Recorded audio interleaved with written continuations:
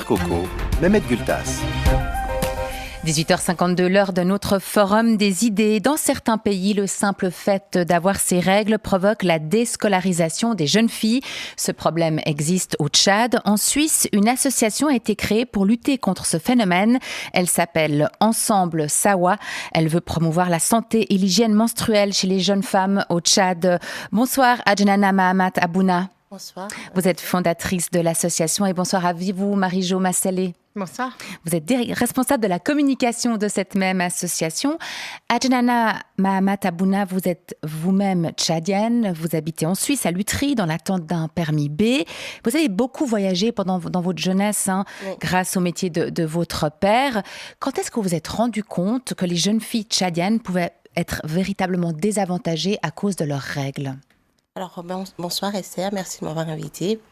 Je me suis rendu compte quand j'ai vu ça grâce à ma fille au père qui utilisait des bouts de pagne pendant ces périodes de règles. Et quand j'ai vu ça, ça m'a profondément choquée déjà. Et je me suis dit, mais c'est pas possible. Actuellement, on ne peut pas utiliser des bouts de pagne. Et là, elle m'a dit que ça se faisait de plus en plus parce qu'elles n'avaient pas les moyens, faute de moyens. Donc, elles coupaient des petits bouts de pagne. Et elles sont souvent déscolarisées pour pouvoir travailler et pouvoir continuer à vivre. Parce que c'est un tabou au Tchad, les règles. Aller à l'école avec ces règles et que ça se voit, c'est trop lourd à porter pour une jeune fille ? Oui. C'est vraiment un sujet très, très tabou. Personne n'en parle. Quand on a ces règles, on évite de parler de ça. C'est vraiment quelque chose qui... On ne le dit pas.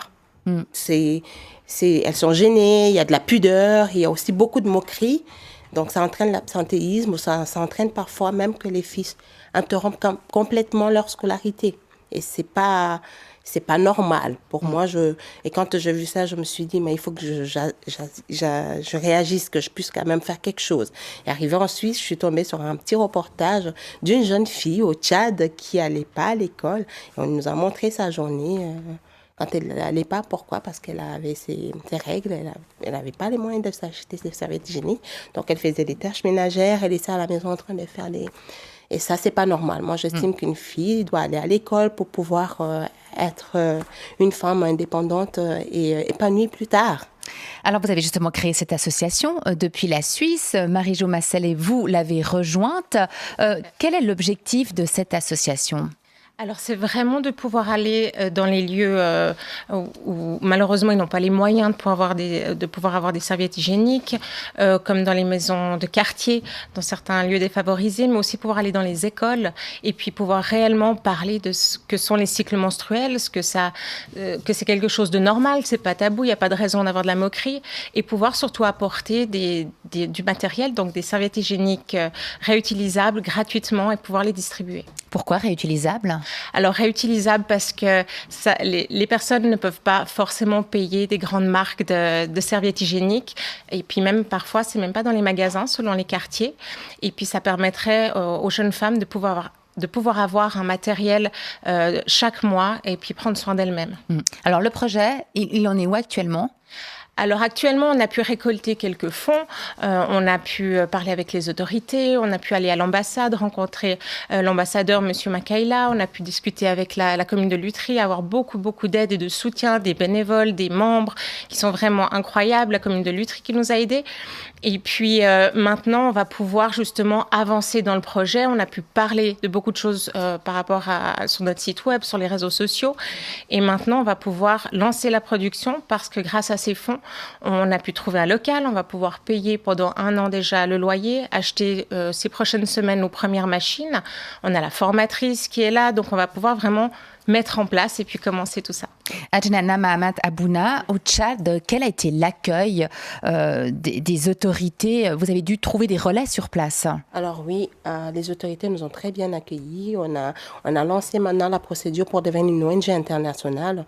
Donc les choses se font gentiment. Là, on est pratiquement vers la fin. Nous allons peut-être bientôt signer notre protocole notre protocole d'accord pour pouvoir avoir cette autorisation et devenir au Tchad, sur place, devenir une ONG internationale. Mais les autorités sont très, très favorables à cela et ils nous soutiennent aussi.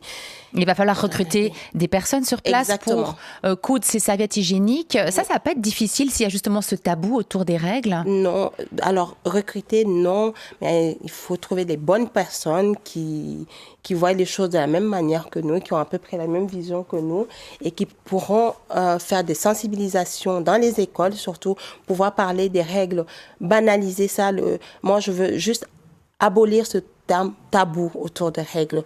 C'est quelque chose de naturel, c'est bien d'avoir ces règles, c'est pas mal. Donc, pouvoir aussi dire aux jeunes filles que quand vous avez des douleurs de ventre, il y a aussi des maladies qui existent comme l'endométriose, que peut-être certaines les ont, mais qui savent même pas qu'elles ont. Donc, pouvoir aussi parler de tout ça, pour moi, c'est très important d'informer, de parler de l'hygiène, de parler de la santé.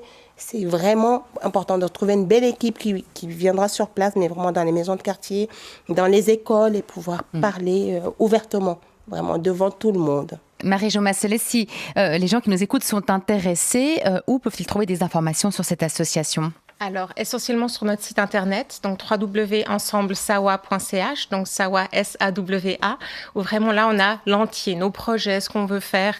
Mais sinon, on est bien sûr sur les réseaux sociaux, Facebook et Instagram.